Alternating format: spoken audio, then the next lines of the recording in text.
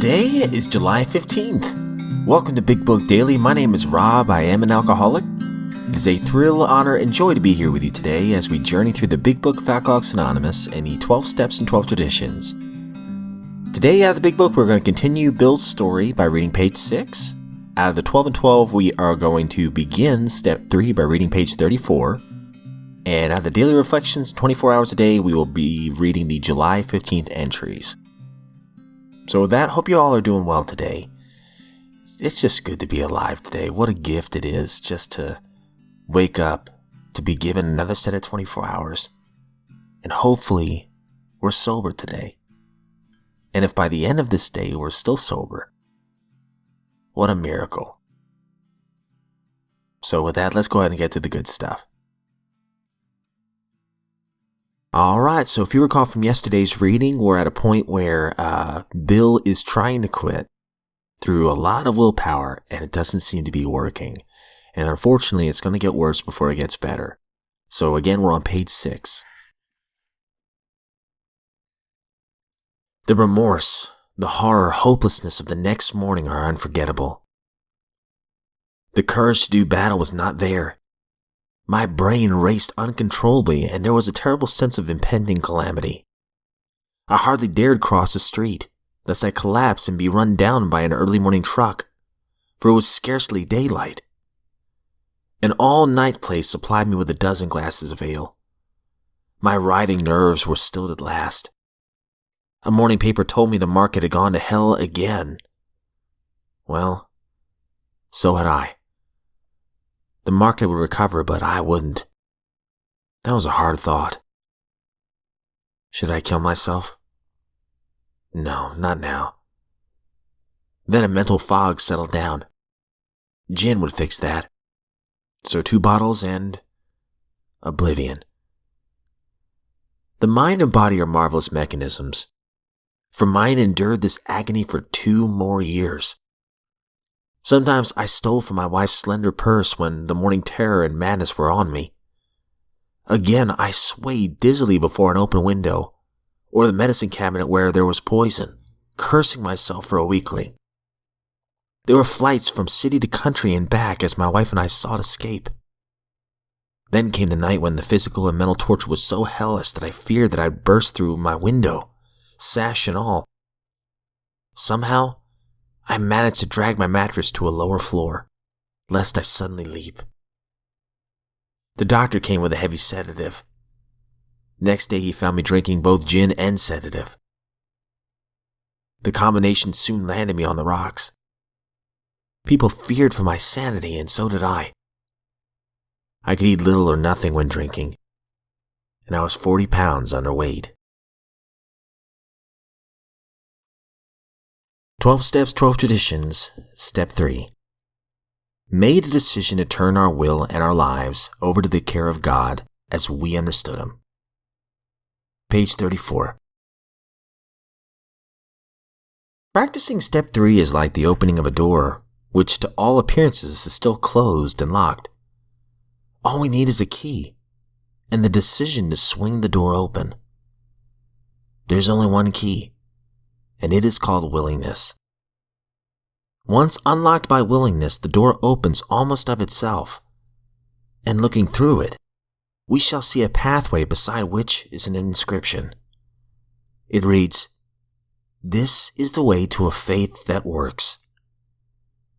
In the first 2 steps, we were engaged in reflection. We saw that we were powerless over alcohol, but we also perceived that faith of some kind, if only in AA itself, is possible to anyone. These conclusions did not require action. They required only acceptance. Like all the remaining steps, Step 3 calls for affirmative action.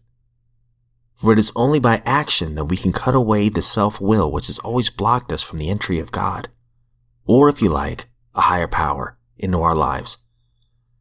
Faith, to be sure, is necessary. But faith alone can avail nothing. We can have faith, yet keep God out of our lives. Therefore, our problem now becomes just how and by what specific means shall we be able to let Him in. Step 3 represents our first attempt to do this. In fact, The effectiveness of the whole AA program will rest upon how well and earnestly we have tried to come to a decision to turn our will and our lives over to the care of God as we understood Him. Daily Reflections, July 15th. Pride. For thousands of years, we have been demanding more of our share of security, prestige, and romance. When we seemed to be succeeding, we drank to dream still greater dreams. When we were frustrated, even in part, we drank for oblivion. Never was there enough of what we thought we wanted. In all these strivings, so many of them well-intentioned, our crippling handicap had been our own lack of humility. We lacked the perspective to see that character building and spiritual values had to come first, and that material satisfactions were not the purpose of living. 12 Steps and 12 Traditions, page 71. Time and again I approached the 7th step, only to fall back and regroup. Something was missing, and the impact of the step escaped me. What had I overlooked? A single word, read but ignored. The foundation of all steps, indeed, the entire Alcoholics Anonymous program. That word is humbly. I understood my shortcomings. I constantly put tasks off. I angered easily. I felt too much self-pity, and I thought, why me? And then I remembered, pride goeth before the fall. And I eliminated pride from my life. And finally, 24 hours a day, July 15th. AA thought for the day. After we had sobered up through the AA program, we gradually began to get a peace of mind and serenity which we never thought were possible. This peace of mind is based on a feeling that fundamentally all is well. That does not mean that all is well on the surface of things. Little things can keep going wrong, and big things can keep on upsetting us. But deep down in our hearts, we know that everything is eventually going to be all right, now that we are living sober lives. Have I achieved the deep down inner calm? Meditation for the day. You are climbing up the ladder of life, which reaches into eternity. Why would God plant your feet upon an insecure ladder? Its supports may be out of sight, hidden in secret places. But if God has asked you to step on and up firmly, then surely He has secured your ladder. Faith gives you the strength to climb steadily this ladder of life. You should leave your security to God and trust Him not to let you fall. He is there to give you all the power that you need to keep on climbing. Prayer for the day. I pray that I may climb the ladder of life without fear. I pray that I may progress steadily through the rest of my life with faith and confidence. All right, I love that last reading. Faith and confidence, And I'll just speak from my own experience. I don't have all the answers. There's some times I have no clue what to do or even, what it's all about. I just try to rely on my higher power. I just try to pray, and I try to do what feels like the right thing to do.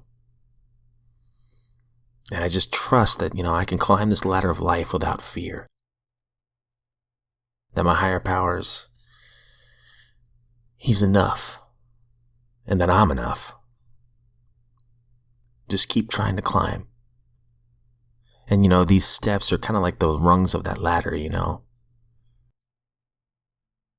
And sometimes at first you can only see the one little step ahead. But as we keep climbing, we'll realize how far we've gone. But I love the last line. I pray that I may progress steadily through the rest of my life with two things: faith and confidence. Confidence that I am enough. And faith is, for me, just trust. To trust that I am loved and I am enough. But anyways, that's enough of my rambling for today, guys. Thank you so much for listening. I hope that you all have a great day today. If you are sober, as I always say, if you are sober, you are a miracle. And I hope you realize that. And I hope you also realize that those who love you, the closest ones in your little bubble, they're proud of you. And as always, I don't speak on behalf of AA or NA or Al-Anon or any other sect. I'm just a guy, grateful to be sober today. And if we're given another set of 24 hours, my friends, I sincerely, from the bottom of my heart, look forward to seeing you right back here tomorrow.